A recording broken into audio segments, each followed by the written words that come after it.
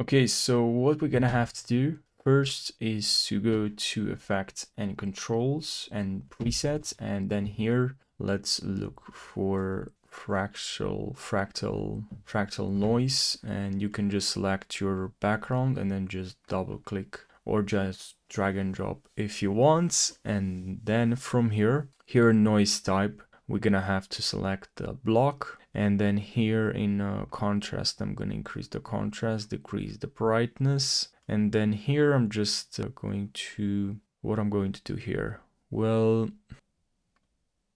we can first uncheck this button here, uncheck for transform, uncheck uniform scaling, and then we can just play with this. And then for evolution here, just hold Option or Alt for Windows, and then here enter time by waltz time. I entered, it was good. So let's see now. Okay, this is fine for me. And then what I'm gonna have to do here is, for the next step, add this placement map.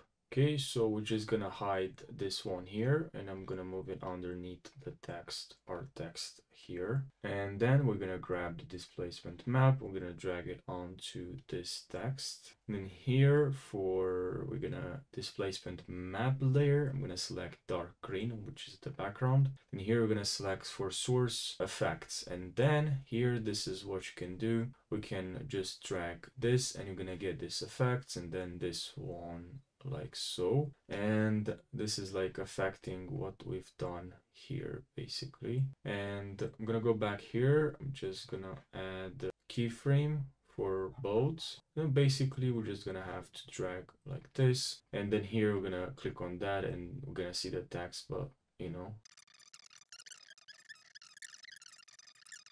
So now we can also just right click here and click on reset, or pretty much just enter the number, of course. And this is for now what we have, which is not really, doesn't really look that great. So we can fix this. Here we have, we can copy those keyframes and move them here. And this is kind of like too long. So I'm gonna add here, I'll paste the keyframes, which are the reset keyframes, you know, and we have this kind of effect, but I'm gonna move them closer. And we have this, we have this one, and then this one, which is the reset one, but I still think they're kind of like too slow. So I'm gonna move highlight and then move them closer to each other. And pretty much this is just testing, you know, it's all about just testing, trial and error, you know, see how you like this to be, the effects, the movement, that's pretty much it. So I hope you found this helpful, and